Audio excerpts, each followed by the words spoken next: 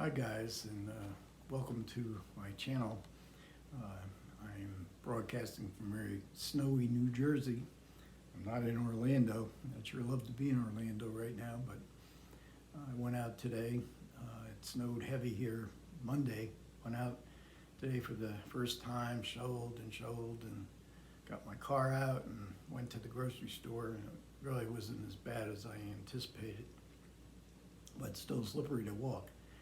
I thought I'd do another Criterion Channel video for February 2021, movies that are coming and some that are going.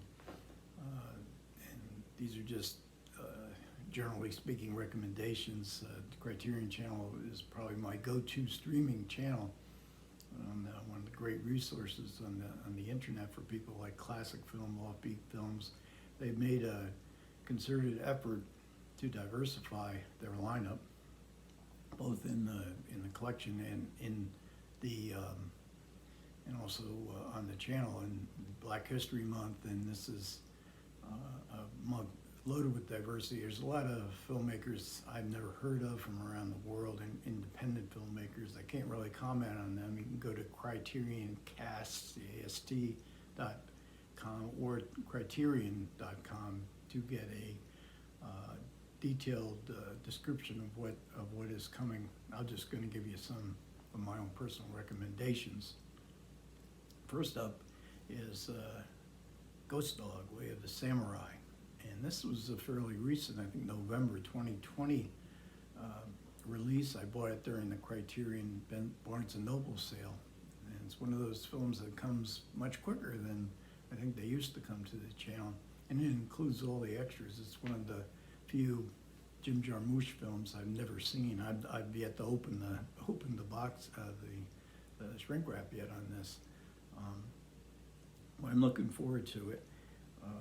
Another section is devoted to the 4 films by Gordon Parks, and I believe he was the first black director that was given a major motion picture by Hollywood to direct. It was called The Learning Tree, 1968. I saw it then. I don't think I've seen it since. Parks was a very successful still photographer, and Learning Tree was his first film. And he also made a film using the same history as 12 Years a Slave used in one of his other films. And I think there's also a memoir on there. I'm definitely checking out The Learning Tree and maybe 1 or 2 of the other Parks films. Also, there's a curated section on Dietrich and von Sternberg.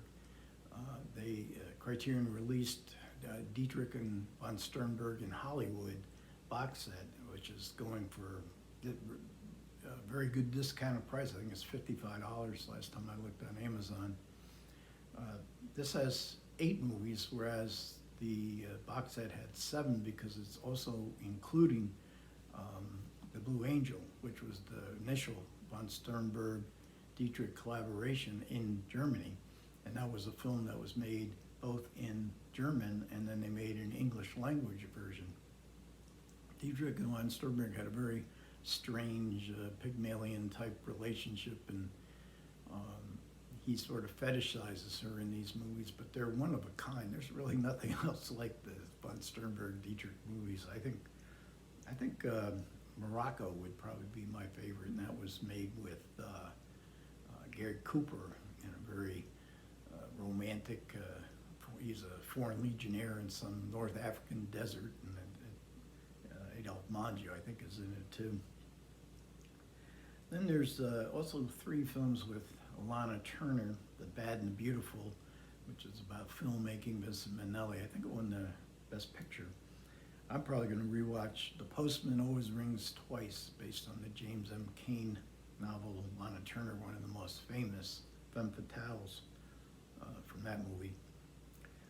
Starring Ruby Dee is coming on the channel this month, and I think it's about eight films that she made in the 50s. I didn't remember her being in some of these films. They're not very famous films, and she probably had pretty small roles. I do remember her in Anthony Mann's A Tall Target in the early 50s with Dick Powell playing a Pinkerton agent who is protecting Abraham Lincoln on his way to Washington for his initial inauguration.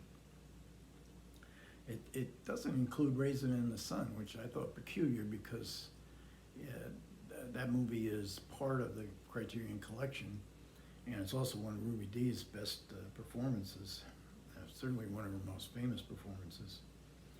Then on Valentine's Day, a big section, 14 movies from February 14, called Lovers on the Run.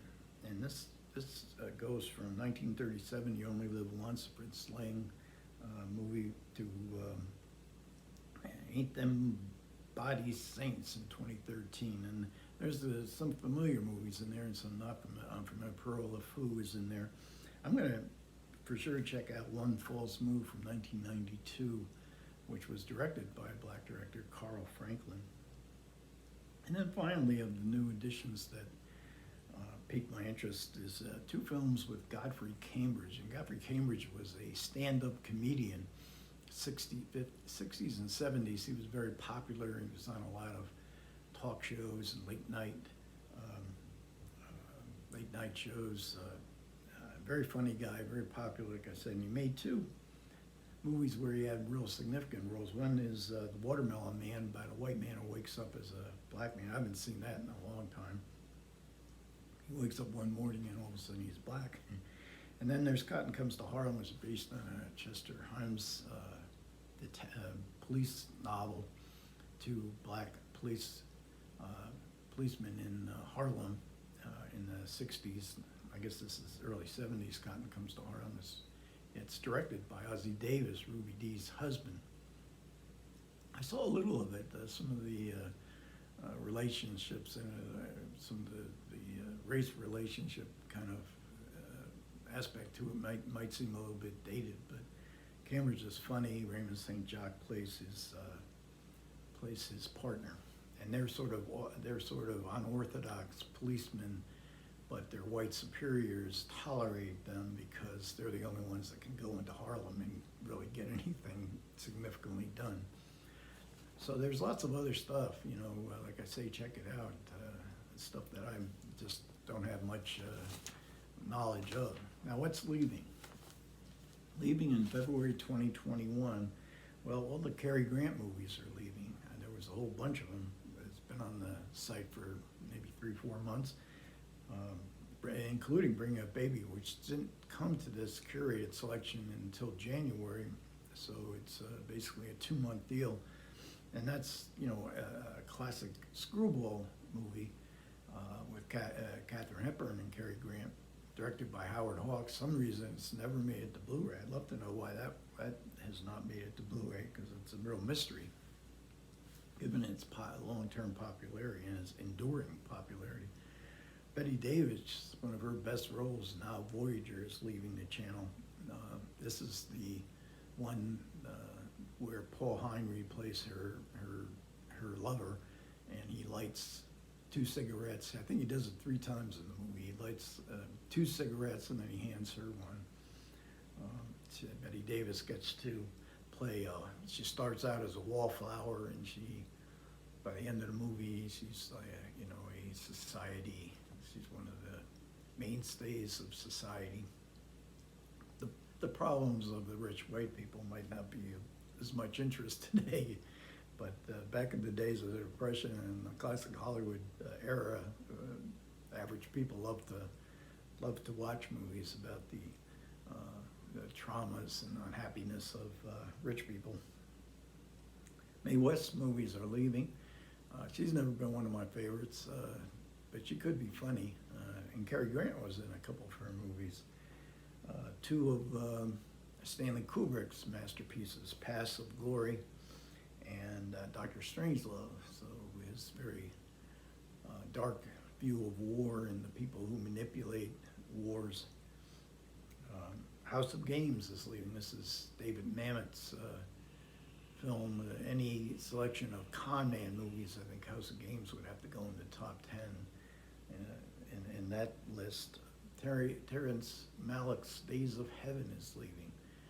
His other early film, Badlands, is continuing on on the channel.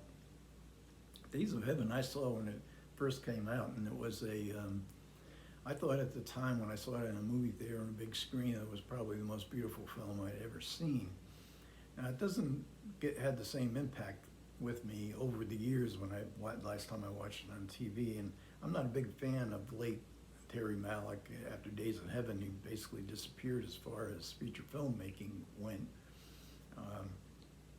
So some of that impatience I have with his late work kind of filtered into Days of Heaven, but it's still a magnificent looking movie, and it starred Richard Gere in his prime, Brooke Adams, Linda Mance, Sam Shepard has a very significant role. Doesn't have much dialogue, but he looks into space very well. So that pretty much wraps up what's the comings and goings on the Criterion Channel for February 2021. If you have any recommendations of what you see as coming to the channel, what should be seen, I'd appreciate any comments and likes, subscriptions, subscribe, anything at all would be very welcome. Otherwise, I'll catch you guys later.